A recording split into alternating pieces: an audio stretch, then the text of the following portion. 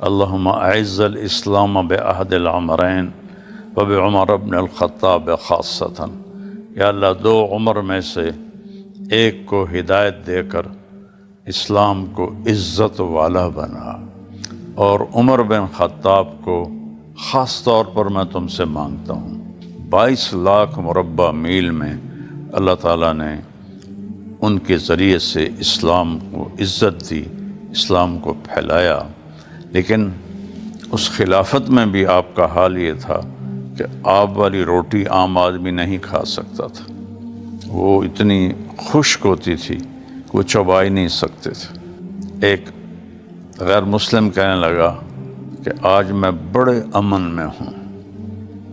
مسلمانوں کو تو اللہ کے خوف نے ظلم کرنے سے روکا ہوا ہے، اور غیر مسلم کو عمر کے خوف نے ظلم سے روکا ہوا ہے، اور مسجد میں بیٹھ کے روتے تھے اگر فرات کے کنارے کوئی کتا بھی پیاسا مر گیا تو پوچھ تو عمر کی ہوگی۔ اتنی 22 لاکھ مربع میل کی سلطنت، اور کھانا ایک غریب کے گھر سے بھی زیادہ کمزور تھا۔ پھر فرمایا میں نے جنت میں ایک محل دیکھا بہت خوبصورت، تو میں نے فرشتے سے پوچھا یہ کس کا ہے؟ انہوں نے کہا یہ قریشی کا ہے۔ تو آپ نے سوچا کہ اتنا عالی شان محل تو میرا ہی ہوگا، نبی کا، میں بھی تو قریشی ہوں۔ فذهبت لأدخله، میں جانے لگا تو فرشتے نے کہا یا رسول اللہ انہ لعمر بن الخطاب، یہ آپ کے غلام عمر بن خطاب کا محل ہے۔ آپ اپنی زندگی میں بتلا رہے ہیں یہ سارا کچھ۔ تو کہنے لگے عمر تیرا غصہ یاد آ گیا تو میں اندر نہیں گیا، ورنہ جی تو چاہتا تھا کہ اندر جا کے دیکھتا۔ تو عمر رونے لگے یا رسول اللہ او علیکا اغار یا رسول اللہ، کبھی میں آپ پہ بھی ناراض ہو سکتا ہوں یا رسول اللہ۔ 26 ذو الحج آپ فجر کی نماز کے لیے آئے تو وہ ممبر کے پیچھے چھپا ہوا تھا، اور خنجر دوری دھار کا تھا۔ جب آپ نے نماز شروع کی تو اس نے نکلتے ہی ایک دم تیزی سے 6 وار کیے، ایک وار پیٹ میں لگا جس سے آنتیں پھٹ گئیں، تو آپ گر پڑے۔ گرتے گرتے آپ نے کہا عبد الرحمن نماز پوری کراؤ، نماز پوری کراؤ۔ پورے مدینے میں ایک ماتم تھا اور آہ و بکا تھی۔ اس دن آسمان بھی رو رہا تھا اور مدینے کے پہاڑ بھی رو رہے تھے۔ تو پوری داستان ہے، عمر ایک شخص نہیں ہے، عمر ایک امت ہے، امت۔ نہ شود نصیب دشمن کہ شود ہلاک تیغت، سر دوستاں سلامت کہ تو خنجر آزمائی۔ پھر امت نے ایسا خلیفہ نہ دیکھا، نہ کوئی ان جیسا پیدا ہوا۔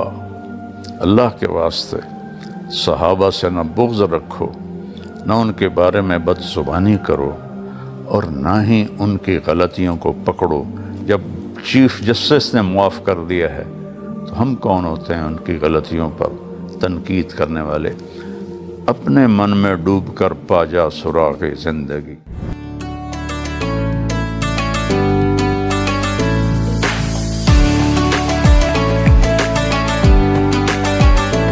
السلام علیکم ورحمۃ اللہ وبرکاتہ۔ بسم اللہ الرحمن الرحیم، والصلاة والسلام علی رسولہ الکریم وعلی آلہ وصحبہ اجمعین، اما بعد۔ میرے محترم عزیزوں، بھائیوں، دوستوں، بہنوں، بیٹوں، بیٹیوں، ساتھیوں، ساری دنیا میں سننے والے لوگ، نیا سال جو ہجری کا ہے وہ شروع ہو چکا ہے۔ آج اس کی 2 تاریخ ہے۔ اس نئے سال کے مبارک تمام اہل ایمان کو اللہ نے ہجری کا سال ہمیں دیا ہے اور شمسی سال غیر مسلموں کو دیا ہے۔ باقی دونوں سال اللہ کے ہیں، چونکہ سورج بھی اللہ کا، اس سے بننے والا کیلنڈر بھی اللہ کا، چاند بھی اللہ کا، اس سے بننے والا کیلنڈر بھی اللہ کا۔ 1 ہجری حضرت عمر رضی اللہ تعالیٰ عنہ کی وفات اور تدفین کا دن ہے۔ تو اس کے حوالے سے میں کچھ بات کرنا چاہتا تھا۔ سب سے پہلے تو صحابہ رضوان اللہ علیہم اجمعین کے بارے میں اللہ تعالیٰ کا قرآن کیا کہتا ہے۔ تو صحابہ کو اللہ نے 2 حصوں میں تقسیم کیا ہے، ایک جو فتح مکہ پر سے پہلے ایمان لائے اور ایک جو فتح مکہ پر ایمان لائے۔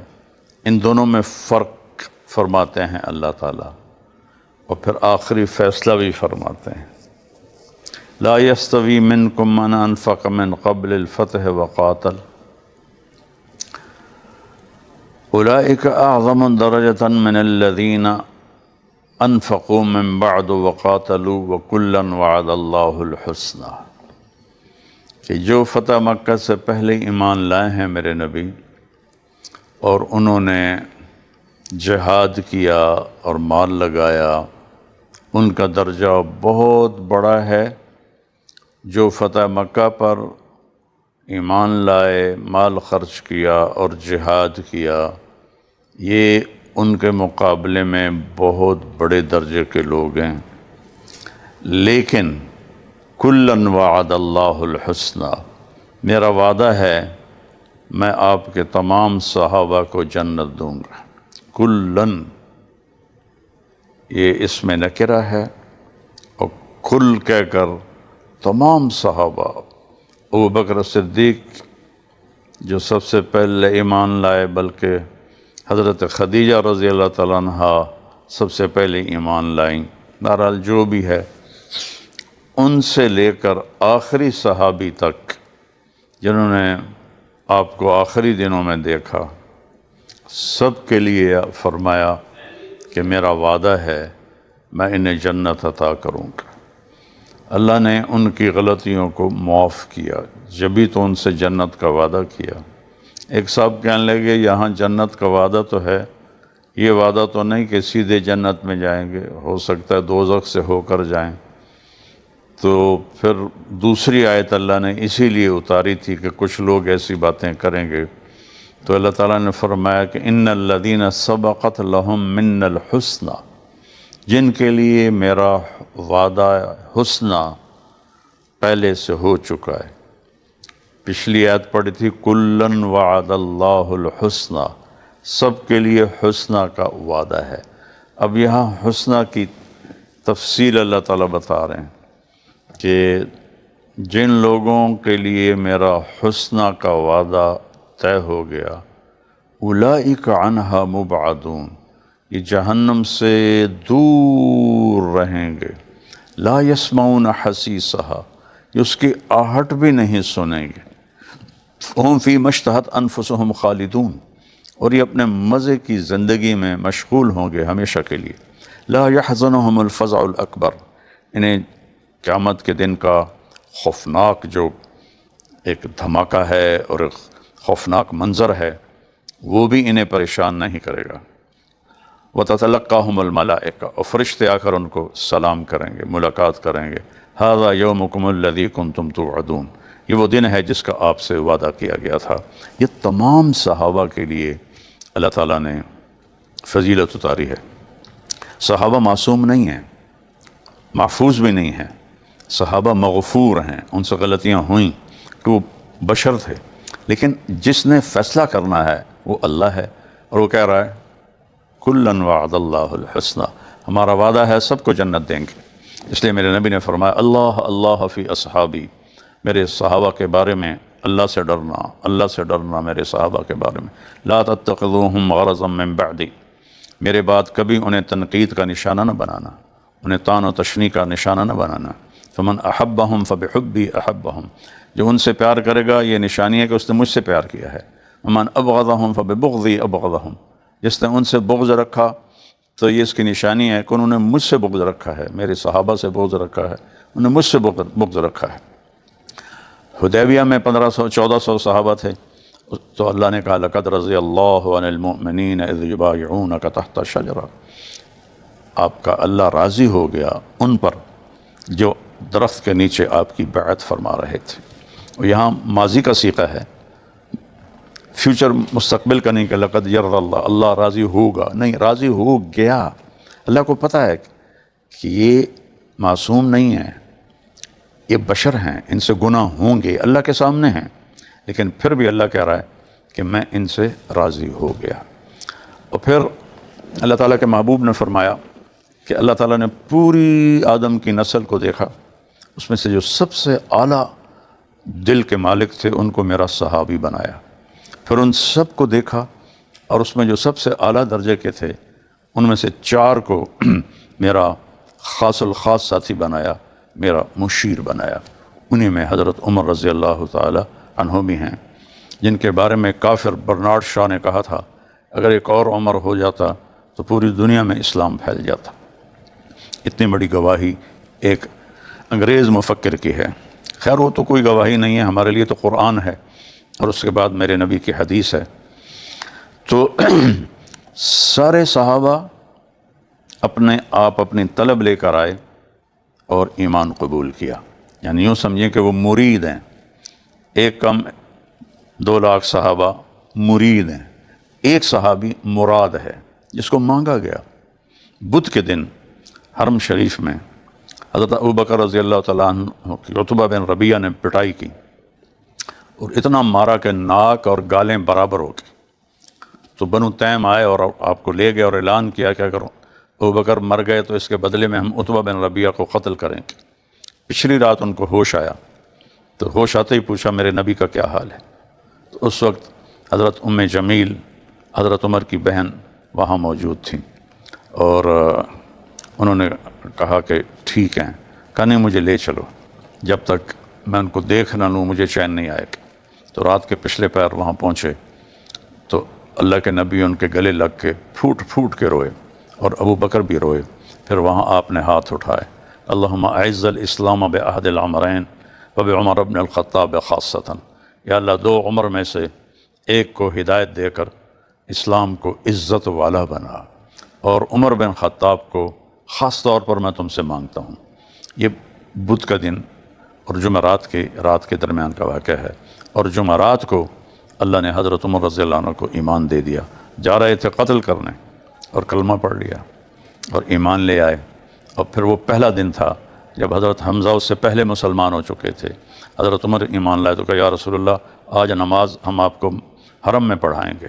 تو اس وقت آپ 40ویں نمبر کے صحابی ہیں، اس وقت 39 سے یہ 40 ہو گئے۔ تو ایک طرف حضرت عمر تھے، ایک طرف حضرت حمزہ تھے، اور بیچ میں یہ 38 صحابہ تھے اور اللہ کے نبی تھے، اور یہ سارے حرم میں داخل ہوئے اور انہوں نے وہاں نماز پڑھی۔ تو عمر اور حمزہ رضی اللہ عنہما کو دیکھ کر کسی کو جرأت نہیں ہوئی کہ ان کی طرف انگلی بھی اٹھائے۔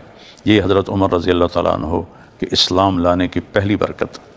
جب ہجرت ہوئی تو آپ نے نبوت کے 14ویں سال محرم میں سب کو ہجرت کی اجازت دے دی، تو لوگ اکا دکا نکلتے رہے چھپ چھپ کے۔ جب حضرت عمر رضی اللہ تعالیٰ عنہ نے ہجرت کی، ہتھیار سجائے، زرہ پہنی، تلوار، نیزہ، ترکش، تیر، آ کے بیت اللہ کا طواف کیا اور اعلان کیا جو یہ چاہتا ہے کہ اس کی بیوی بیوہ ہو، بچے یتیم ہوں، تو میں یہ جا رہا ہوں مدینہ، یہ صرف کوئی مجھے روکنا چاہتا ہے تو آ کے روک لے۔ یہ بھی تھا کہ جو یہ چاہتا ہو کہ اس کی ماں اس پہ روئے، بیوی اس کی بیوہ ہو، بچے اس کے یتیم ہو، تو آ جاؤ۔ ایک بھی نہیں نکلا، ایک بھی۔ اور آپ ایسے دلیرانہ آپ نے ہجرت فرمائی، یہ آپ کی انوکھی اور سب سے الگ ہجرت تھی۔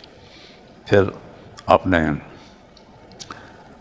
13 ہجری میں جب ابوبکر صدیق رضی اللہ عنہ کا انتقال ہوا تو انہوں نے وصیت میں حضرت عمر رضی اللہ عنہ کو، حضرت عثمان کو بلایا اور کہا کہ لکھو کہ بسم اللہ الرحمن الرحیم، اور میں خلیفہ الرسول ابو بکر خلیفہ بناتا ہوں، اور اس کے بعد غشی ہو گئی۔ تو حضرت عثمان رضی اللہ عنہ نے جلدی سے لکھ دیا عمر بن خطاب۔ آنکھ کھلی تو فرمایا کیا لکھا ہے؟ کہا کہ عمر بن خطاب۔ کہا جزاک اللہ، لیکن اگر تم اپنا نام لکھتے تو تم بھی اس کے اہل تھے، میں اس کو اپنا خلیفہ مقرر کرتا ہوں۔ تو ابوبکر رضی اللہ تعالیٰ عنہ کے فیصلے پر تمام صحابہ نے آپ کی بیعت فرمائی۔ ایک صحابی آیا کہنے لگے ابوبکر تم کس کو ہمارے امیر بنا رہے ہو، وہ تو بہت سخت طبیعت ہے، اللہ کو کیا جواب دو گے؟ تو انہوں نے فرمایا اتخوفنی بربی، مجھے میرے رب سے ڈراتے ہو؟ انا اعلم بربی، میں اپنے رب کو تم سے زیادہ بہتر جانتا ہوں۔ میں اللہ سے کہوں گا یا اللہ تیرے محبوب کی امت میں جو سب سے بہترین تھا میں نے اسے تیرے نبی کی امت کا خلیفہ بنایا۔ اس طرح آپ کی خلافت 13 ہجری میں شروع ہوئی، اور 23 ہجری میں 10 سال آپ کی خلافت رہی۔ آپ نے ہر سال حج کیا اپنی خلافت کے دور میں۔ تو آخری حج تھا 23 ہجری کا، تو راستے میں رابغ کے قریب جب قافلہ ٹھہرا آرام کے لیے، تو انہوں نے ایک ریت کا ٹیلا تھا، اس پہ ایسے اپنی چادر بچھائی، اوپر لیٹ کر کہنے لگے اللہم کبر سنی ورق عظمی فاقبضنی الیک، یا اللہ میری عمر بڑی ہو گئی ہے اور میری ہڈیاں بھی کمزور ہو گئی ہیں، تو تو مجھے اب اپنے پاس بلا لے۔ اور یہ دعا اکثر مانگا کرتے تھے، اللہم ارزقنی شہادتاً فی سبیلک واجعل موتی فی بلد حبیبک، یا اللہ موت شہادت کی ہو اور تیرے حبیب کے شہر کی ہو۔ تو صحابہ پوچھتے کہ یہ آپ دو باتیں کیسے جمع کرتے ہیں کہ مدینے میں آپ ہوں اور شہادت بھی ہو؟ تو فرماتے ہیں ان الذی اخرجنی من مکہ الی مدینہ لقادر علی ان یسوق الشہادۃ فی بلد حبیبہ، کہ جس رب نے مجھے مکہ سے ہجرت کر کے مدینے پہنچایا اسے قدرت ہے کہ وہ مدینے میں ہی مجھے شہادت کی موت عطا فرمائے۔ عمر رضی اللہ تعالیٰ کا جو دور ہے وہ تاریخی دور ہے، اس میں عدل و انصاف۔ ایک غیر مسلم کہنے لگا کہ آج میں بڑے امن میں ہوں، مسلمانوں کو تو اللہ کے خوف نے ظلم کرنے سے روکا ہوا ہے، اور غیر مسلم کو عمر کے خوف نے ظلم سے روکا ہوا ہے۔ اور مسجد میں بیٹھ کے روتے تھے، اگر فرات کے کنارے کوئی کتا بھی پیاسا مر گیا تو پوچھ تو عمر کی ہوگی۔ اور آپ کی زندگی میں جو فتوحات کا دروازہ کھلا، عراق پورا فتح ہوا، شام پورا فتح ہوا، لبنان پورا فتح ہوا، فلسطین فتح ہوا، ایران فتح ہوا، مکران تک فتوحات گئیں، مصر فتح ہوا، آذربائیجان فتح ہوا، آرمینیا فتح ہوا، قفقاز فتح ہوا۔ اس کے بعد آپ نے خود فتوحات کو روک دیا کہ اتنا پھیلاؤ ہو گیا ہے، اس کو میں مزید بڑھانا نہیں چاہتا، ورنہ وہ تو مکران سے فوجیں واپس بلا لی تھیں۔ اور مصر میں بھی جو لشکر بھیجا تھا اس کے امیر کو خط بھیجا پیچھے سے کہ اگر مصر میں داخل ہو گئے تو چلتے جاؤ، نہیں داخل ہوئے تو واپس آ جاؤ۔ تو لیکن وہ خط امیر نے اس وقت پڑھا جب وہ مصر میں داخل ہو چکے تھے۔ 22 لاکھ مربع میل میں اللہ تعالیٰ نے ان کے ذریعے سے اسلام کو عزت دی، اسلام کو پھیلایا۔ لیکن اس خلافت میں بھی آپ کا حال یہ تھا کہ آب والی روٹی عام آدمی نہیں کھا سکتا تھا، وہ اتنی خشک ہوتی تھی کہ وہ چبا ہی نہیں سکتے تھے۔ ایک دفعہ بیٹے نے ضیافت کی، حضرت عبداللہ بن عمر نے گوشت بنایا، جب انہوں نے نوالا لیا تو چھوڑ دیا، کہا بیٹا میں نہیں کھاؤں گا۔ اس نے کہا کیا ہوا؟ کہ یہ 2 سالن ہے، اس میں تم نے گھی ڈالا ہے، گھی الگ سالن ہے، گوشت الگ سالن ہے، اور اللہ کے نبی نے ساری زندگی 2 سالن کبھی اکٹھے نہیں کھائے، میں نہیں کھاؤں گا۔ میں کہا بیان آج مجھے گوشت سستا مل گیا تو میں نے آدھے درہم کا گوشت لے لیا، آدھے درہم کا گھی لے لیا، تو خرچہ اتنا ہی ہے، زیادہ نہیں ہے۔ کہا نہیں بیٹا میں نہیں کھاؤں گا، چونکہ میرے نبی نے زندگی میں کبھی 2 سالن اکٹھے نہیں کھائے۔ اپنی زندگی ایسی زاہدانہ بنا لی، اور اللہ تعالیٰ نے آپ کے برکت سے جنگ یرموک، جس سے ملک شام کے ٹوٹ گئے بازو اور وہ گر پڑا اور فتح ہوا، جنگ قادسیہ جس میں عراق فتح ہوا، پھر جنگ جلولا، یہ بہت بڑی جنگ تھی جس میں حضرت عتبہ بن ابی وقاص کے بھتیجے وہ ہشام بن عتبہ بن ابی وقاص، حضرت سعد بن ابی وقاص کے بھتیجے تھے، وہ یہ بہت بڑی خوفناک جنگ تھی۔ پھر نہامند کی جنگ ہوئی جو یزدگرد کی آخری جنگ تھی 1.5 لاکھ کے لشکر کے ساتھ، اس کے امیر نعمان ابن مقرن تھے۔ قادسیہ کی جنگ میں امیر سعد ابن ابی وقاص تھے۔ یرموک کی جنگ میں پہلے امیر خالد بن ولید تھے، پھر انہیں ہٹا کر ابو عبیدہ رضی اللہ عنہما کو امیر بنایا۔ تو یرموک کی فتح میں ابو عبیدہ رضی اللہ تعالیٰ عنہ کی عمارت تھی۔ تو پھر آگے یہ سارا لبنان تک اور انطاکیہ تک، انطاکیہ آج کل ترکی میں ہے، تو قیصر روم کے 2 کیپٹل تھے۔ سردیوں میں وہ انطاکیہ آ کے رہتا تھا اور گرمیوں میں وہ استنبول جا کے رہتا تھا۔ تو جب یرموک فتح ہوا اور اس کے بعد پھر دمشق فتح ہوا، تو اس نے خواب دیکھا قیصر روم نے کہ وہ تخت پر بیٹھا ہے اور سامنے اللہ کے نبی کھڑے ہیں، ابو بکر کھڑے ہیں، عمر کھڑے ہیں، اور وہ ایک فرشتہ آ کر اس کے تخت کو الٹاتا ہے اور کو گرا دیتا ہے، اور اس کے لشکر کے تمام ہتھیار ایک چادر میں جمع کر کے اللہ کے نبی کو دیتا ہے، آپ حضرت عمر کو دے دیتے ہیں۔ آنکھ کھلتے ہی اس نے کہا الوداع اے ارض شام، اے ارض انطاکیہ، اور راتوں رات بحری بیڑا تیار کیا اور استنبول واپس چلا گیا۔ پھر اس کے بعد وہ لوٹ کے کبھی نہیں آیا۔ تو اس طرح ایک ریلا تھا فتوحات کا، جو پے در پے ملکوں کے ملک اسلام لا رہے تھے اور اسلامی سلطنت میں اضافہ ہوتا چلا جا رہا تھا۔ لیکن آپ کی اپنی زندگی کا حال یہ تھا کہ ایک دفعہ 10 مبشرہ میں سے حضرت طلحہ، حضرت زبیر، سعد بن ابی وقاص، ابو عبیدہ بن جراح، عبد الرحمن بن عوف اور مولا علی علیہ السلام رضی اللہ عنہ، یہ 6 آپس میں جمع ہوئے کہ عمر بہت سخت زندگی گزار رہا ہے، اس کو کہیں کہ یہ تھوڑا نرمی اختیار کرے اپنے اوپر۔ تو حضرت علی نے فرمایا کر لو، مانے گا نہیں، کہ نہیں ہم کوشش کرتے ہیں۔ اور انہوں نے کہا ہم ازواج مطہرات میں سے بھیجتے ہیں حضرت حفصہ کو اور حضرت عائشہ کو، وہ بات کریں گے۔ تو یہ دونوں تشریف لائے ان کے گھر میں، تو اب چارپائی پر لیٹے ہوئے تھے، اٹھ کے بیٹھ گئے۔ تو حضرت عائشہ نے بات شروع کی، امیر المومنین، اللہ کے نبی کے دور میں دنیا نہیں آئی، پھر میرے باپ کا زمانہ 2 سال رہا، دنیا نہیں آئی، اب آپ کے دور میں اللہ نے قیصر کو فتح کرا دیا، روم فتح ہو گیا، ایران فتح ہو گیا، خزانے آ گئے، اب ہماری درخواست ہے آپ نرم کپڑا پہنا کریں اور نرم بستر رکھیں، اپنے کھانے کو بھی اچھا کریں، نرم کریں، اپنی خدمت کے لیے کوئی خادم رکھیں اور اپنے لیے سہولت تھوڑی اختیار فرمائیں۔ تو حضرت عمر کا چہرہ غصے سے سرخ ہو رہا تھا۔ یہ میں نے مختصر بتا دی، تو کہنے لگے یہ بتاؤ یہ بات تمہیں کس نے سکھا کے بھیجا ہے؟ تو حضرت عائشہ نے فرمایا پہلے ہاں کرو گے تو پھر بتائیں گے، کہ اگر تم مجھے بتا دو نا کہ کن لوگوں نے تمہیں بھیجا ہے تو میں مار مار کے ان کے چہرے سرخ کر دیتا، اور پھر رونے لگے۔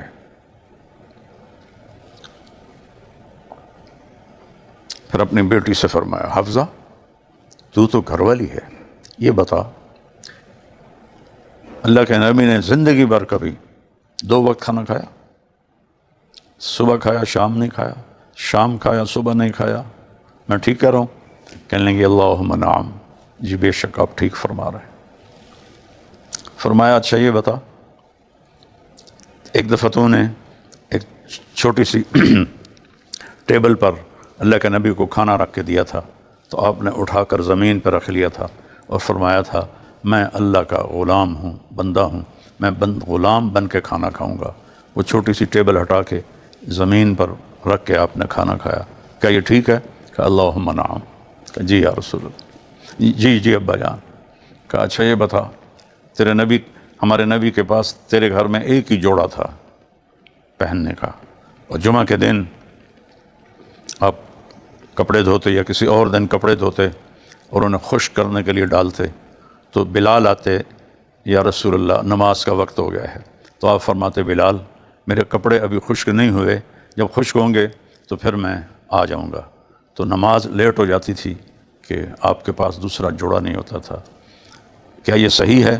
کہنے لگی اللہم نعم، جی ہاں ابا جان صحیح ہے۔ کہا ایک دفعہ ہمارے نبی نے وہ جوڑا بھی خیرات کر دیا تھا، کچھ بھی نہیں تھا پہننے کو، تو آپ نے ایک انصاری عورت سے چادر منگوائی تھی اور وہ چادر میں اپنے آپ کو لپیٹ کے جا کے نماز پڑھائی تھی، کیا یہ ٹھیک ہے؟ کہنے لگے اللہم نعم، جی ابا جان ٹھیک۔ ہمارے نبی کا تیرے گھر میں بستر کیا تھا؟ ایک ٹاٹ تھا، رات کو دوہرا کر دیتی تھی، صبح اس کو میں کھول دیتی تھی۔ فرمایا ایک دن تو نے دوہرے کی بجائے چوہرا کر دیا تھا، 2 تہہ کی بجائے 4 تہہ لگائی تھیں، تو اللہ کے نبی نے پوچھا تھا حفظہ میرا بستر تبدیل کر دیا ہے؟ کہا نہیں یا رسول اللہ وہی ہے، میں نے اس کی 2 کی بجائے 4 تہیں لگا دیں۔ فرمایا حفظہ میرے بستر کو ویسے ہی بچھا دو جیسے پہلے بچھاتی تھی، اس نے مجھے رات کو اٹھنے میں مشقت میں ڈالا، میں آسانی سے اٹھ نہیں سکا، اس ٹاٹ کو اسی طرح دوہرا ہی رہنے دیا۔ اور پھر فرمایا حفظہ تو گھر والی ہے، یہ بتا میرے نبی نے کبھی زندگی میں پیٹ بھر کے کھانا کھایا ہو 2 ٹائم؟ کہنے لگے جی نہیں۔ کہ میں ٹھیک کہہ رہا ہوں؟ ٹھیک کہہ رہا ہوں۔ کہاں آپ ٹھیک کہہ رہے ہیں۔ پھر فرمایا عائشہ حفظہ جنہوں نے تمہیں بھیجا ہے انہیں کہہ دو کہ 3 دوست تھے، وہ منزل کی طرف چلے، ایک چلا اور پہنچ گیا جناب رسول اللہ، پھر دوسرا چلا اور وہ بھی منزل پہ پہنچ گیا جناب ابو بکر رضی اللہ عنہ، اللہ کے نبی کی قبر کے ساتھ ان کی قبر بنی، اب تیسرا راستے میں ہے، ان کے راستے پر چلے گا تو ان سے جا ملے گا، ادھر ادھر ہو گیا تو وہ پہنچ نہیں پائے گا۔ اور پھر بہت روئے اور فرمایا عائشہ حفظہ اللہ کی قسم میرے نبی مجھے جس حال پر چھوڑ کر دنیا سے گئے تھے اسی حال پہ رہوں گا اور اسی پہ مروں گا یہاں تک کہ میرا اللہ مجھے اپنے ساتھیوں سے ملا دے۔ اتنی 22 لاکھ مربع میل کی سلطنت اور کھانا ایک غریب کے گھر سے بھی زیادہ کمزور تھا۔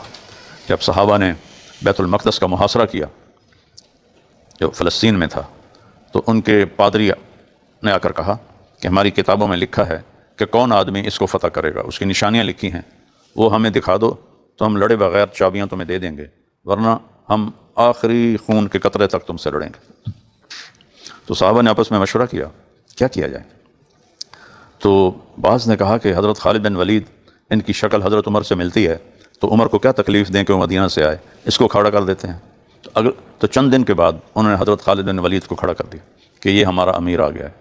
وہ اوپر قلعے کی دیوار پر چڑھے، اپنی کتاب کو کھولا، دیکھا، کہنے لگے یہ وہ نہیں ہے، کأنہ ہوا، یہ اس کے مشابہ تو ہے پر یہ وہ نہیں ہے۔ پھر صحابہ نے خط بھیجا حضرت عمر کو، آپ نے سب کو جمع کیا، مشورہ کیا، تو سب نے کہا کہ کوئی جانے کی ضرورت نہیں ہے، انشاءاللہ فتح اللہ نے ہماری رکھی ہے۔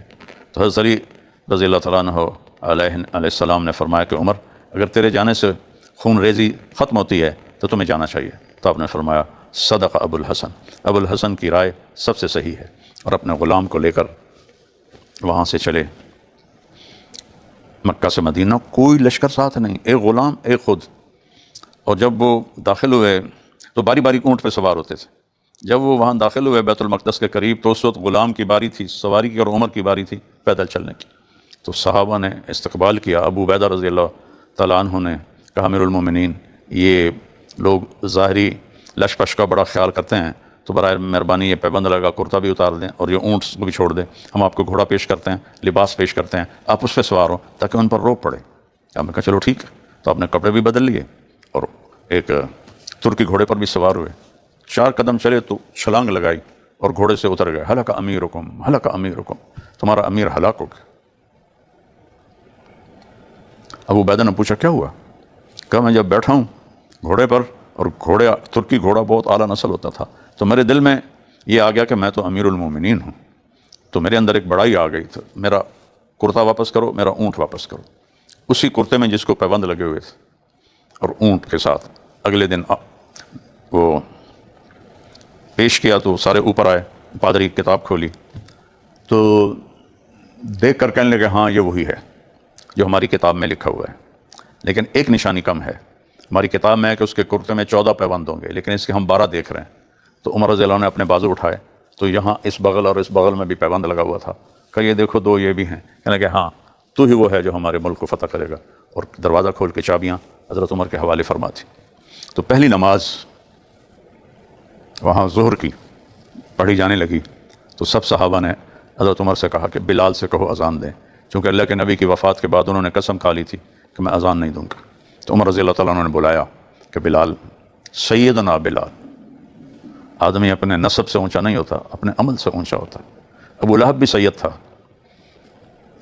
لیکن عمل بندے کو اونچا بناتا ہے. کہ سیدنا ہمارے سردار آقا بلال، یہ سارے مسلمان چاہ رہے ہیں کہ اذان دے دو.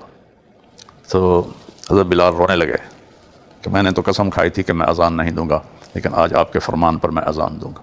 جب انہوں نے کہا اللہ اکبر، تو 36,000 کا لشکر، کوئی ایک بھی نہیں تھا جو دھاڑے مار کے نہ رویا. ایسا شور رونے کا کہ آسمان ہل رہا تھا. بلال کی اذان کے آخر تک سب کی ہچکیاں عمر سمیت رو رو کے سب کی داڑیاں تر ہو رہی تھیں. پھر آپ نے وہاں پہلی نماز پڑھائی، اور پھر اس کے بعد آپ واپس اسی طرح تشریف لے گئے، ایک غلام اور خود اپنی ذات. خلافت کا دور اس طرح گزارا. اور اللہ تعالیٰ نے ایسی کرامات دی تھی کہ حضرت ساریہ بن زنیم رضی اللہ تعالیٰ عنہ بندر عباس کے قریب ایرانیوں سے جنگ ہو رہی تھی، اور حضرت عمر جمعہ کا خطبہ دے رہے تھے. تو جمعہ کا خطبہ دیتے دیتے ایک دم کا یا ساریۃ الجبل الجبل، یا ساریۃ الجبل الجبل، یا ساریۃ الجبل الجبل.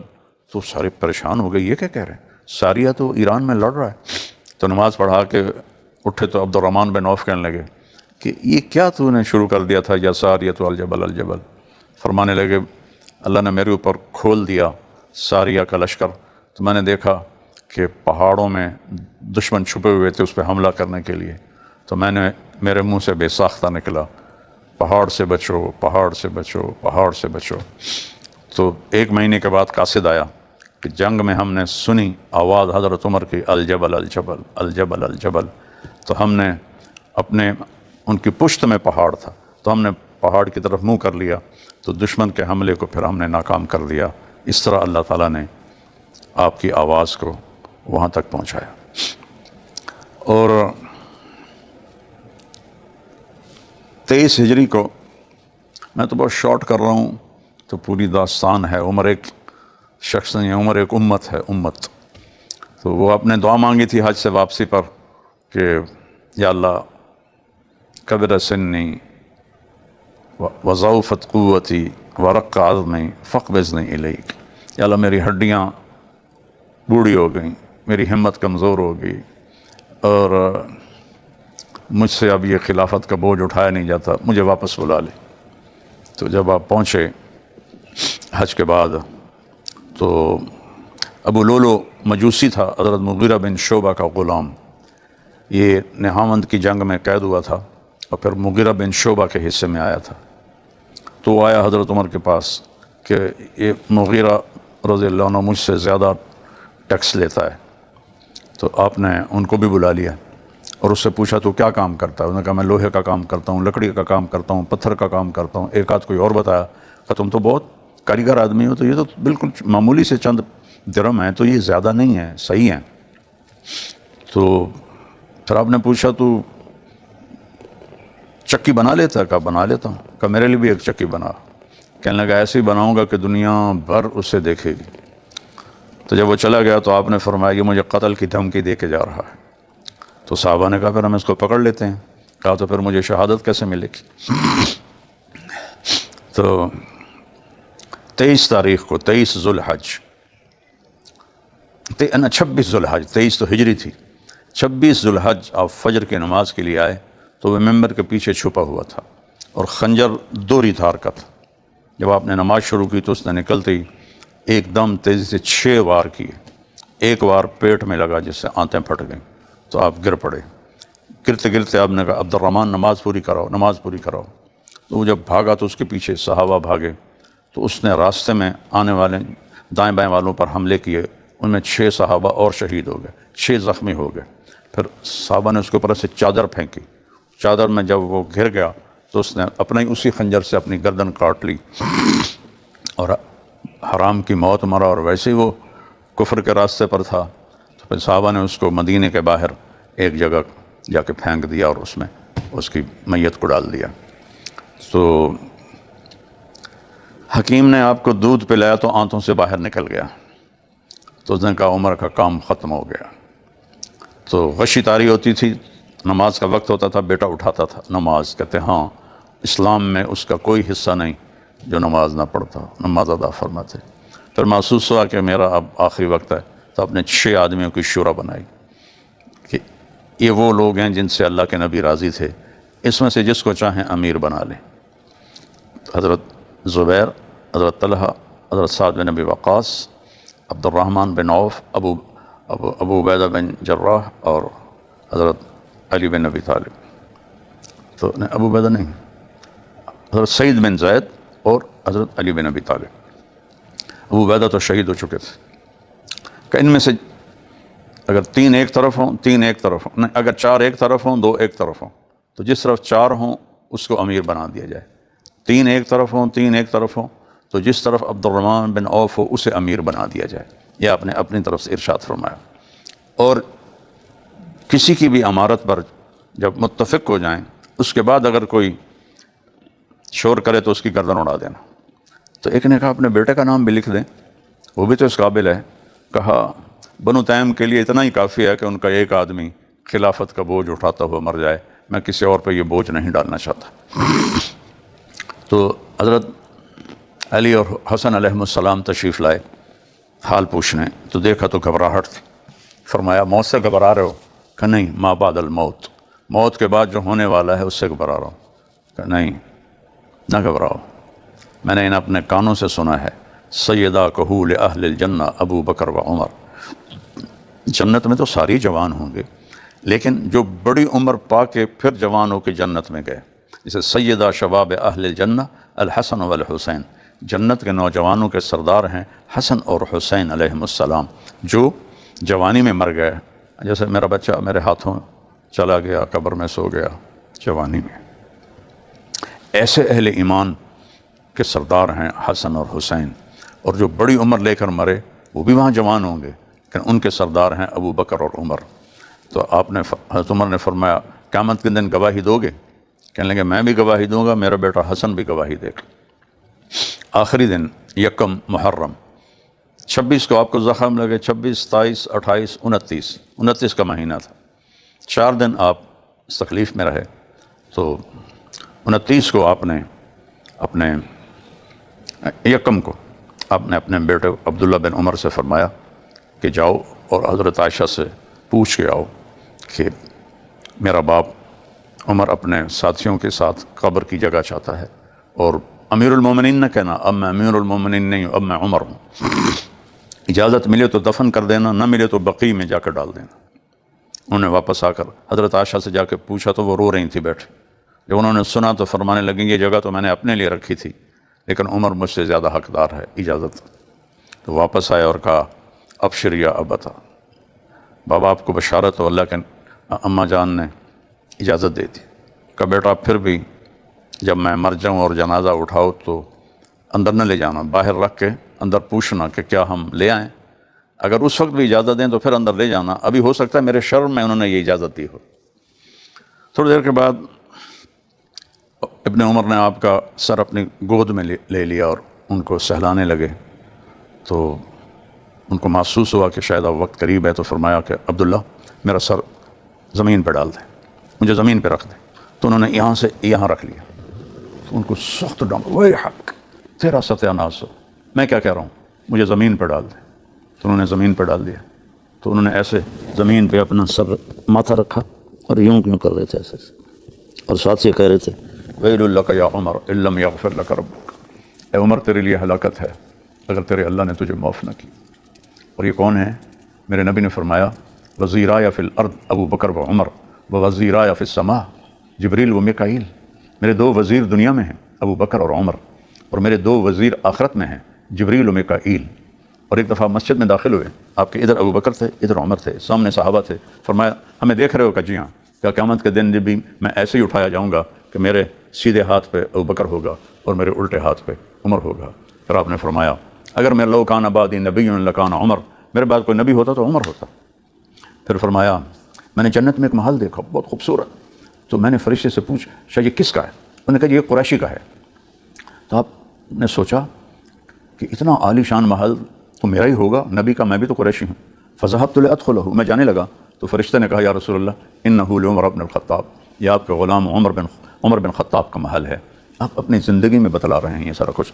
تو کہنے لگا عمر تیرا غصہ یاد آ گیا؟ تو میں اندر نہیں گیا، ورنہ جی تو چاہتا تھا کہ اندر جا کے دیکھتا۔ تو عمر رونے لگے، یا رسول اللہ علیہ کا اغار یا رسول اللہ، کبھی میں آپ پہ بھی ناراض ہو سکتا ہوں یا رسول اللہ۔ 3 مقامات قرآن میں ایسے ہیں جو حضرت عمر کے کہنے پر چاہنے پر وحی اتاری گئی۔ اور آخر میں کیا کہہ رہے ہیں؟ ویل لک یا عمر ان لم یغفر لک ربک، عمر تیرے لیے ہلاکت ہے اگر تیرے رب نے معاف نہ کیا۔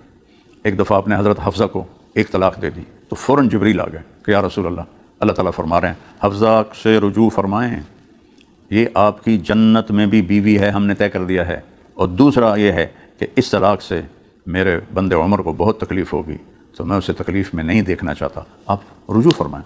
تو اس میں ایک وجہ حضرت عمر کا دکھ بھی شامل تھا کہ آسمانوں سے حضرت عمر کی دلداری کے لیے حکم آ رہا ہے، اللہ کے نبی کی منشا طلاق کی تھی تو دینا کہ نہیں آپ رجوع فرمائیں، ایک تو جنت میں آپ کی بیوی ہے، اللہ نے قرآن میں فرمایا لا یحل لک النساء من بعد، ان نؤں کے بعد اب کوئی عورت آپ کے لیے حلال نہیں، ولا ان تبدل بہن من ازواج ولو اعجبک حسنہن، اور نہ ہی آپ ان میں سے کسی کو طلاق دے کر کسی اور سے شادی کر سکتی ہیں، یہ دنیا میں بھی آپ کی بیویاں ہیں اور آخرت میں بھی آپ کی بیویاں ہیں۔ تو میرے بھائیو بہت سوچ سمجھ کے زبان کھولنی چاہیے۔ اللہ اپنے نبی کو ایسے ساتھی نہیں دے سکتا جن پر آج کل زبانیں دراز کی جاتی ہیں، ایسی بیویاں نہیں دے سکتا۔ پتہ نہیں کس جگر کے ساتھ لوگ حضرت عائشہ پہ بکواس کرتے ہیں، ان کو نہ کوئی عقل ہے، نہ کوئی شعور ہے، نہ کوئی احساس ہے کہ کس کے بارے میں، جو میرے نبی کی سب سے محبوب بیوی ہیں۔ وہ آپ نے فرمایا عائشہ جب سے مجھے پتہ چلا ہے تو جنت میں میری بیوی ہے، میرے لیے مرنا بھی آسان ہو گیا ہے۔ منہ کھولنے سے پہلے 1000 دفعہ سوچنا چاہیے ازواج مطہرات اور صحابہ کے بارے میں۔ تو یہ کہہ دیا ویل لک یا عمر ان لم یغفر لک رب، عمر تیرے لیے ہلاکت ہے اگر اللہ نے معاف نہ کیا، جان نکل گئی۔ اور پھر یہ وصیت فرمائی تھی میرا جنازہ صہیب پڑھائے گا، ان 6 میں سے کوئی نہیں پڑھائے گا، صہیب پڑھائے گا۔ تو اسی 1 محرم کو آپ کی وفات ہوئی، اسی دن آپ کو غسل دیا گیا، حضرت صہیب نے جنازہ پڑھایا، جنازہ اٹھایا گیا۔ پورے مدینے میں ایک ماتم تھا اور آہ و بکا تھی۔ اس دن آسمان بھی رو رہا تھا اور مدینے کے پہاڑ بھی رو رہے تھے، اور شاید فرشتے تو خوش ہو، چونکہ وہاں تو جاتے ہیں تو خوشی ہوتی ہے۔ تو جنازہ اٹھایا گیا اور دروازے کے سامنے رکھا گیا، اور آپ کے بیٹے عبداللہ بن عمر نے دروازے پر دستک دی، یا ام المؤمنین، اے ایمان والوں کی ماں، میرا باپ دروازے پر حاضر ہے اور اندر آنے کی اجازت چاہتا ہے۔ حضرت عائشہ رضی اللہ تعالیٰ نے چادر اٹھائی، روتے ہوئے فرمایا مرحبا بعمر، عمر کے لیے مرحبا ہو، اور آپ کے اندر لے جایا گیا، اور ابو بکر کے برابر آپ کی قبر کھو دی گئی۔ اور جس وقت آپ کو غسل دے کر چارپائی پہ لٹایا گیا تھا تو عبداللہ بن عباس فرماتے ہیں کسی نے میرے کندھے پہ ہاتھ رکھا، میں نے پیچھے مڑ کے دیکھا تو حضرت علی تھے، اور رو رہے تھے اور کہہ رہے تھے اے عمر مجھے پتہ تھا تو یہیں جائے گا، تو اس جگہ کے علاوہ کہیں بھی نہیں جا سکتا تھا، کہ میں نے ہزاروں دفعہ سنا میں ابو بکر اور عمر گئے، میں ابو بکر اور عمر آئے، میں ابو بکر اور عمر اندر گئے، میں ابو بکر اور عمر باہر آئے، اتنی کثرت سے میں نے تیرا نام نبی کے ساتھ سنا کہ مجھے یقین تھا یہی جگہ تیرے لیے ہے۔ تو اللہ نے آپ کو اپنے نبی کے پہلو میں ابو بکر کے ساتھ آپ کی قبر بنی، ایک قبر کی جگہ اب باقی ہے جہاں حضرت عیسیٰ علیہ السلام آ کے دفن کیے جائیں گے۔ تو یہ مختصر سا میں نے بیان کیا ہے، اور نہ اس پر تو کتنے ہفتے بیان ہو سکتا ہے، کہ پھر امت نے ایسا خلیفہ نہ دیکھا، نہ کوئی ان جیسا پیدا ہوا، نہ ان جیسا کسی نے دیکھا، کہ اتنی بڑی حکومت کے بعد جو کی روٹی انشنے آٹے کی کھاتے رہے مرتے دم تک، اور 1 سالن کھایا مرتے دم تک، اور ٹاٹ کے کپڑے پہنے مرتے دم، ٹاٹ پیبند کے کپڑے پہنے مرتے دم تک۔ تو حضرت عمر کے زمانے میں قادسیہ کی جنگ سے پہلے میسان ایک قصبہ تھا، تو راشن ختم ہو گیا تھا، تو حضرت سعد بن ابی وقاص نے عاصم بن عمر انصاری کو 500 صحابہ تابعین کے ساتھ بھیجا کہ وہاں سے کوئی راشن لاؤ۔ تو جب ایرانیوں کو پتہ چلا وہ آ رہے ہیں تو انہوں نے اپنی گائے، بکریاں، بھیڑیں جنگل میں چھپا دیں۔ تو جب یہ حضرات وہاں پہنچے تو انہوں نے راشن طلب کیا، ان کا ہمارے پاس تو کچھ بھی نہیں ہے۔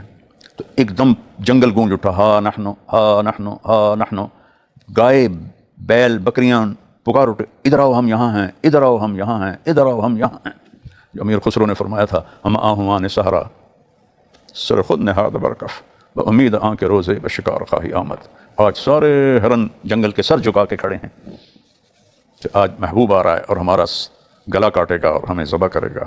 یہ واقعہ یہاں شعر یہاں فٹاتا ہے، یا نشود نصیب دشمن کہ شود ہلاک تیغت سر دوستاں سلامت کے تو خنجر آزمائی، دشمن کے نصیب میں نہ ہو تیرا خنجر، ہم تیرے عاشق ہیں، ہماری گردنیں حاضر ہیں۔